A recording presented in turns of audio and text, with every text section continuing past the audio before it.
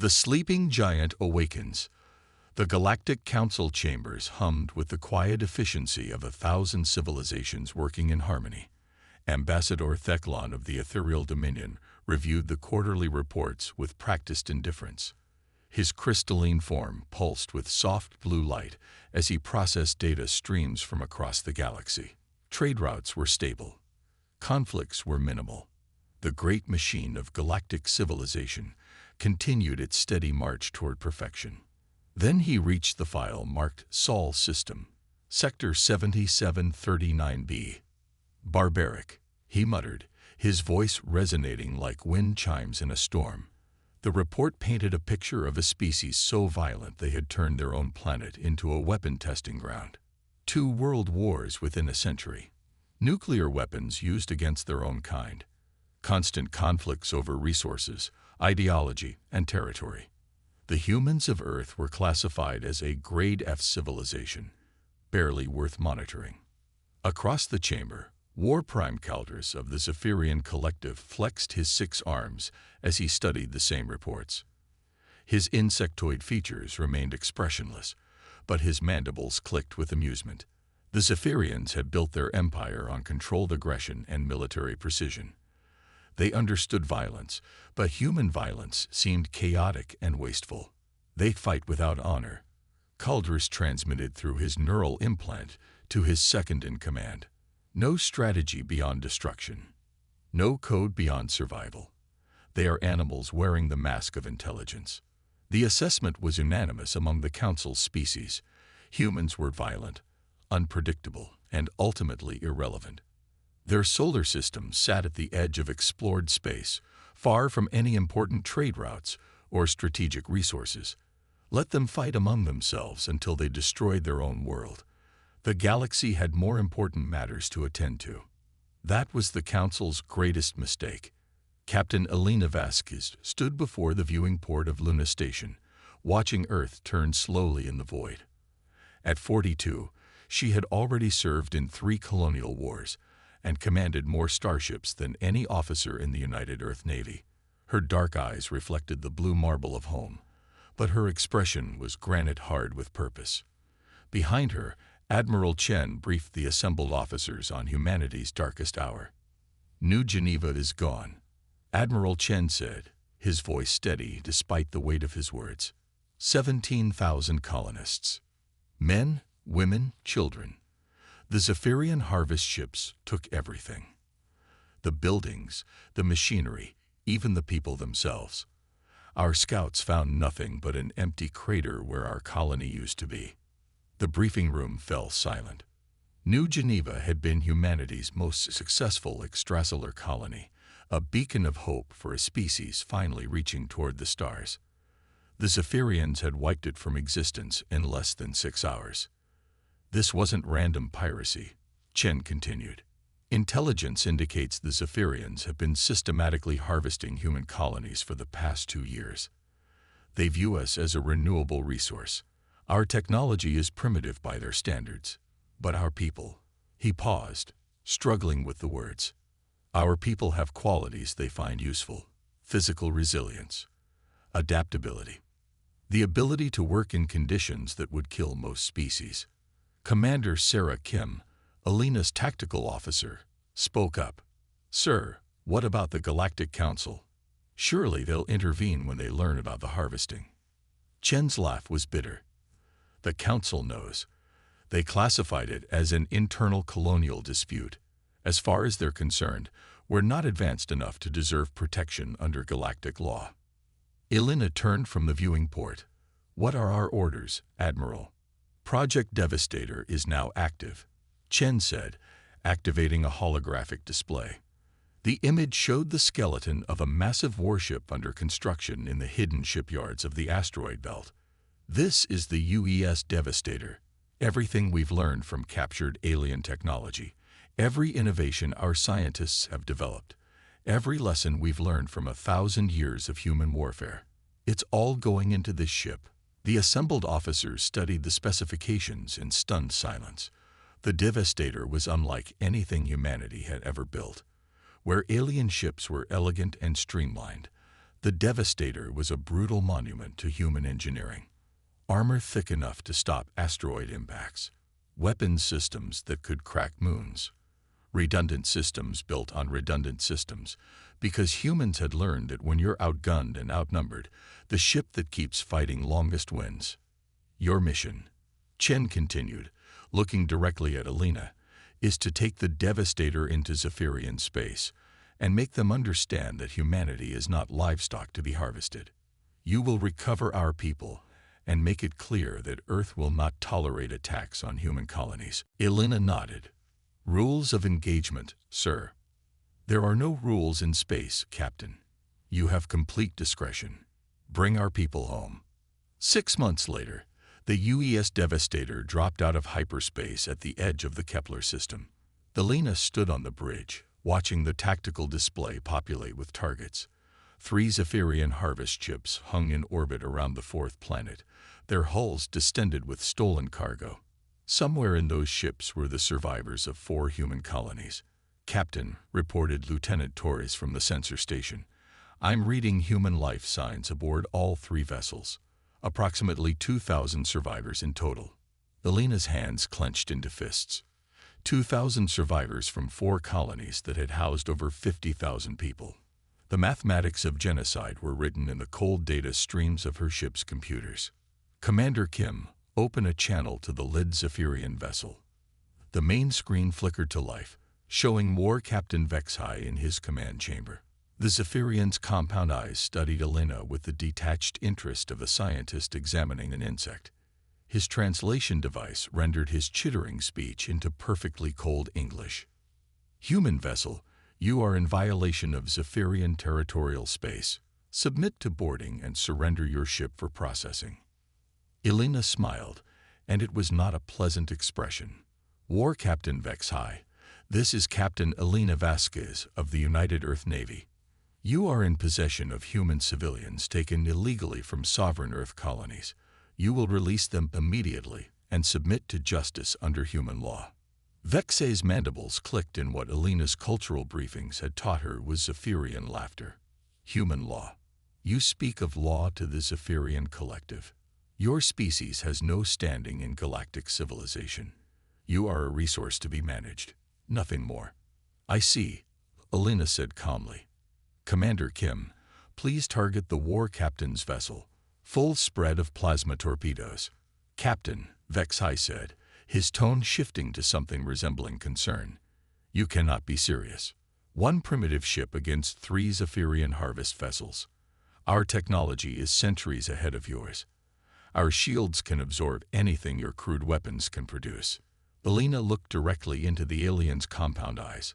War Captain, let me explain something about humans that your intelligence files probably missed. We didn't climb to the top of Earth's food chain by being reasonable. We got there by being too stubborn to die and too angry to quit. Fire when ready, Commander Kim. The Devastator's weapons batteries erupted in synchronized fury. But these weren't the elegant energy weapons favored by galactic civilization. Human engineers had studied alien shielding technology and built weapons specifically designed to overcome it. Kinetic penetrators accelerated to near-light speed, plasma charges wrapped in gravitational fields, electromagnetic pulse warheads that turned sophisticated alien computers into expensive paperweights. The first Zephyrian ship shields collapsed in seconds. The second ship managed to return fire before its hull split open like an overripe fruit. The third ship attempted to flee, its captain finally understanding that this was not a civilized duel between honorable opponents. This was an execution. Alina watched the tactical display update as the last Zephyrian vessel died in nuclear fire. She felt no satisfaction, only a cold professional competence that her enemies had mistaken for primitive brutality. Humans weren't savage. They were efficient. Begin rescue operations, she ordered. And Lieutenant Torres, send a message to every Zephyrian facility within 50 light years. Tell them that Earth remembers its children, and Earth is coming to collect them. The message that echoed across subspace was simple and terrifying in its implications. This is Captain Alina Vasquez of the United Earth Navy. Any alien vessel found to be holding human civilians will be destroyed without warning. Any facility found to be using human labor will be reduced to rubble. Any government found to be complicit in the enslavement of human beings will answer to the full military might of Earth. We gave you the stars. We can take them back. For the first time in galactic history, a grade F civilization had declared war on the galaxy itself, and the galaxy was about to learn why humans had never been conquered in 10,000 years of warfare on their homeworld. The Reckoning. The Proxima Gateway had been the crown jewel of Zephyrian engineering for 3 centuries. Massive ring structures floated in perfect formation around the system's primary star, creating stable wormholes that allowed instant travel across the galaxy. It was here that War Admiral Kethrak had chosen to make his stand against the human threat. Kethrak's flagship, the Eternal Dominion, was the largest vessel ever constructed by the Zephyrian Collective. Its bioorganic hull could regenerate from almost any damage, and its neural web computer could process battle scenarios faster than most species could think. Around it, 67 other Zephyrian warships waited in perfect formation, their crews confident in their technological superiority. Admiral, reported his tactical coordinator, the human vessel has just entered sensor range. It appears to be alone. Kethrak's 4 arms manipulated his command interface with practiced ease. The tactical display showed a single ship approaching the gateway at sublight speed. It was the same vessel that had destroyed 3 harvest ships at Kepler. The one the humans called Devastator. Intelligence reports claimed it was their most advanced warship, but to Zephyrian eyes it looked like a crude assemblage of metal and violence. One ship against our entire battle fleet, Kethrak mused. Either the humans are even more primitive than we thought, or they have some strategy we cannot perceive. The truth was simpler and more terrifying than Kethrak could imagine. Captain Elena Vasquez had no elaborate strategy. She had something far more dangerous: the accumulated wisdom of a species that had been at war with itself for millennia. On the bridge of the Devastator, Elena studied the tactical display with the calm focus of a predator. 68 Zephyrian warships arranged in a perfect sphere around the gateway. Beautiful, symmetrical, predictable. Commander Kim, analysis. Sarah Kim consulted her tactical computers. Standard Zephyrian battle formation. They're trying to force us into a frontal assault where their numbers will overwhelm us. Classic alien thinking. They want a fair fight between honorable opponents. Elena smiled grimly. Good thing we're not honorable. Lieutenant Torres, status on our special cargo. All 3 AI cores are online and ready for deployment, Captain. The Liberation Fleet survivors helped us program them with complete intelligence on Zephyrian ship systems. The special cargo was humanity's secret weapon, developed from captured Zephyrian technology, and the testimonies of rescued colonists who had been forced to work on alien ships. Where other species saw technology as something to be used according to its original design, humans saw technology as something to be subverted, modified, and turned against its creators. Commander Kim, open a channel to the Zephyrian fleet. War Admiral Kethrak appeared on the main screen, his insectoid features radiating confidence. Human Captain, you are outnumbered 68-1. Surrender now, and your crew will be granted quick deaths. Continue this foolish aggression, and you will be harvested like the others. Elena stood slowly, her hands clasped behind her back. Admiral, let me tell you something about humans that you clearly don't understand. We've been fighting wars since before your species learned to make fire. We've conquered every environment on our planet, from the deepest oceans to the highest mountains. We've survived ice ages, asteroid impacts, and our own nuclear weapons. And in all that time, we've never learned to surrender. Primitive bluster, Kethrak replied. Your crude weapons cannot penetrate our bioadaptive armor. Your simple tactics cannot overcome our superior numbers. You will die here, and your species will serve as livestock for the glory of the collective. That's where you're wrong, Elena said quietly. We're not here to fight you, Admiral. We're here to teach you. She nodded to Commander Kim, who activated the Devastator's most unusual weapon system. Instead of firing missiles or energy beams, the ship launched 3 small objects that looked like nothing more than metallic spheres. The Zephyrian point defense systems ignored them completely. They showed no energy signatures, no explosive potential, no threat. The spheres drifted harmlessly toward the alien fleet, seemingly insignificant against the massive warships. Then they began to emit a signal on Zephyrian military frequencies, a signal that identified them as maintenance drones performing routine system updates. The Zephyrian ship's AI systems, programmed to accept updates from properly authenticated sources, welcomed the maintenance drones into their networks. Within seconds, every ship in the fleet found its computers infected with the most sophisticated virus humanity had ever created. It wasn't designed to destroy the ships. That would have been wasteful. Instead, it turned their own systems against them. Navigation computers began reporting false positions. Weapons systems locked onto friendly vessels. Life support systems started pumping sedatives into the air supply. Most devastating of all, the ship's bioadaptive hulls began to reject their own crews as foreign contaminants. The perfect Zephyrian battle formation collapsed into chaos as ships collided with each other or fired blindly into the void. Crews that had trained for decades to fight as one mind found themselves unable to trust their own instruments. In less than 10 minutes, the most advanced alien battle fleet in the galaxy had been reduced to drifting hulks. War Admiral Ketharak watched his fleet destroy itself with growing horror. "What have you done?" he transmitted to the human ship.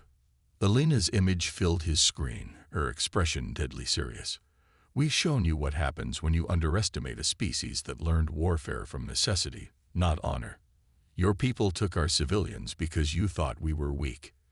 You harvested our colonies because you thought we were primitive. You threatened our children because you thought we were animals." The Devastator moved through the disabled Zephyrian fleet like a shark among wounded fish.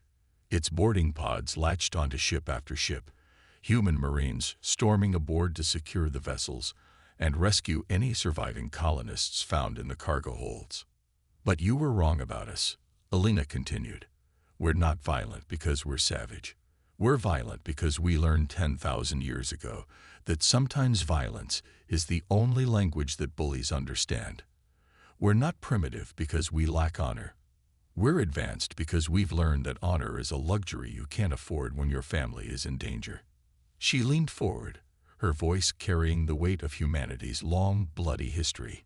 "You want to know what makes humans different from every other species in this galaxy.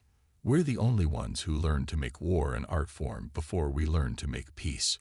We're the only ones who turned our entire planet into a weapon testing ground and somehow managed not to destroy ourselves. We're the only ones who looked at the vastness of space and said we're going to make this ours too." The rescue operations continued for 3 hours. When they were finished, over 8,000 human colonists had been recovered from the Zephyrian ships. Men, women, and children who had been ripped from their homes and forced into slavery. They looked at their rescuers with tears in their eyes, hardly daring to believe that Earth had come for them. But Alina wasn't finished. As the Devastator prepared to leave the system, she sent one final transmission to every inhabited world within 100 light years. "This is Captain Alina Vasquez of the United Earth Navy, speaking on behalf of the human species. For too long, you have dismissed us as primitive. For too long, you have treated our people as resources to be exploited. For too long, you have forgotten that we are the children of a world that taught us survival through 10 million years of evolution." Her words echoed across subspace, carried by communications networks to every corner of galactic civilization. No more. From this day forward, human space is sovereign territory. Human colonies are under the protection of the Earth Defense Force. Human civilians are citizens of a species that remembers its own. Attack our people, and you will face our retribution. Threaten our worlds, and you will feel our wrath. Underestimate our resolve, and you will learn why we are the only species in the galaxy that conquered an entire planet before we conquered the stars. The message reached the Galactic Council chambers just as Ambassador Theklan was reviewing trade reports. His crystalline form pulsed with alarm as he read the intelligence briefings flooding in from across the galaxy. The Zephyrian battle fleet destroyed. Their harvest operations shut down. Their most advanced warships turned into floating prisons by a single human vessel. For the first time in 10,000 years of galactic civilization, a Grade F species had defeated a Grade A military force. The mathematics of it seemed impossible, but the evidence was undeniable. Humanity had not just won a battle, they had rewritten the rules of warfare itself. Recalculate the human threat assessment. Theklan ordered his staff, and draft a formal recognition of human territorial sovereignty. It appears we have severely underestimated this species. The galaxy had learned a lesson that would reshape the balance of power among the stars. Humans weren't dangerous because they were violent. They were dangerous because they had learned to make violence serve intelligence instead of the other way around. They weren't primitive because they fought dirty. They were advanced because they understood that survival trumps honor every single time. And somewhere in the depths of space, Captain Elena Vasquez stood on the bridge of her ship and watched the stars, knowing that humanity had finally claimed its place among them. Not as servants or resources or primitives to be harvested, but as the inheritors of a world that had taught them the greatest lesson any species could learn. When you fight for your family, you don't fight fair. You fight to win. The sleeping giant had awakened, and the galaxy would never be the same.